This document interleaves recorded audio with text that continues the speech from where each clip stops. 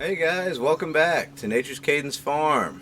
Today we're going to be working on our 97 Jeep Grand Cherokee. And what we've got a problem with here is I've got a broken sway bar link.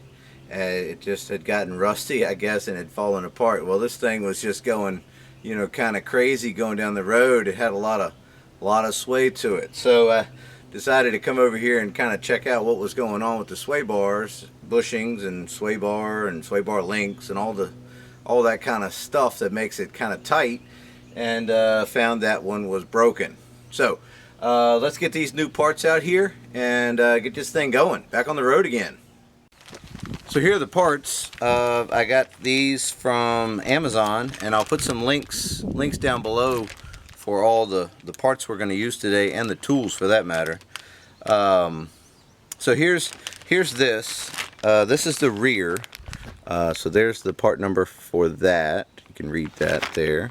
And here is the part number for the fronts. And obviously there's two of each, but there's the part numbers so you can read all of that. So there we go. So we're going to get these the front ones first, and I'll show you one of those, and then we're going to move to the rear and we'll do one of those.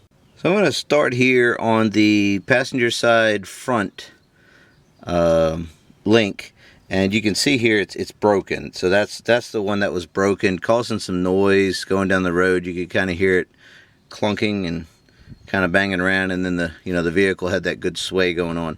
Now I removed the tire to do mine, just to make filming a little easier so you guys could see everything. You don't have to, I don't think. Looks like you could be able to easily get to all this stuff without removing the tire, but again, like I said, I just kind of did it to help everyone see a little bit better. So what we're going to need down here is going to be a T, well, let's get the right one, a T655. Yeah, T55 there. This one happens to be on a 3/8 ratchet. Alright, here we go. Got an 18mm wrench on the back side of this bolt, which is the T55 up front here. Let's see if we can even get this loose. Yeah, got it. Alright. There's a nut and a washer on the back side here. And then this can slide off. Since this one was broken, it just comes right off of there. It's a 15mm up here.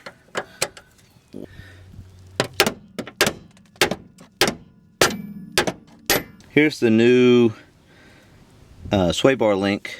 Make sure we get the orientation of this right, so I need to have it offset toward the center of the vehicle. There goes that.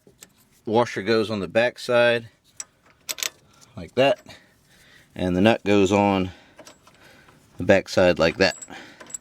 I ended up jacking up the body, the frame over here, behind the lower control arm, and that gave me plenty of room to get this, space in between here to get the new link in place. So once it's in the hole like that, now I can go ahead and let the vehicle down, and it should just fall right in there, and then I can just tighten everything up.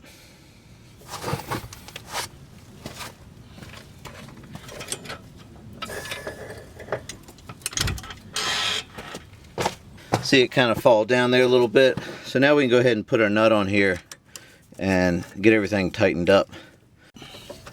Okay, I think we got it. It's in there. So that's the front. Now let's go ahead and move to the back. We've got the rear sway bar link, and there's one on the other side also. This happens to be the driver's side rear, and these are two 15mm nuts, so one down here, one up here, and I found a 3/8 wrench, and I'm sure there's a metric equivalent will fit on here. You'll need to hold this, at least on this one in particular. This one has a flat spot there where you can put the wrench on there to hold as a backup while you remove these nuts. Looks like that came right off of there. The jack is starting to lift the body a little bit, and you'll see this kind of start moving a little. So you can see it starting to pull out of that bottom, and that just fell out. I'm going to need to keep going up a little bit, just a little bit, so I can get the new one in between everything. Here's the new one. You can see it's just a long bolt with a nut on that end. So what we'll need to do is start, and mind this bushing here has a kind of a flat part to it, and then this upper part does not have the flat part. So just when you put this back together, make sure you get the non-little flat parts inside against these large washers.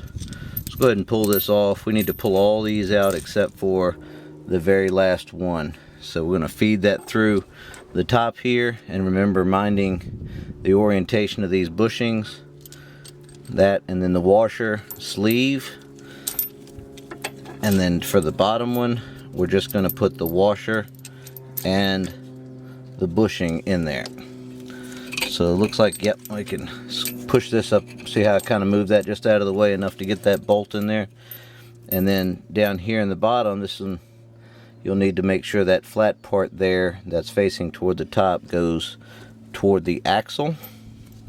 And then we're going to go ahead and, actually, before we do all that, I'm going to let a little pressure off this jack. So now I've got the flat part with the bushing on there and the washer. That goes inside of there. And then we've got our nut, and that goes at the bottom.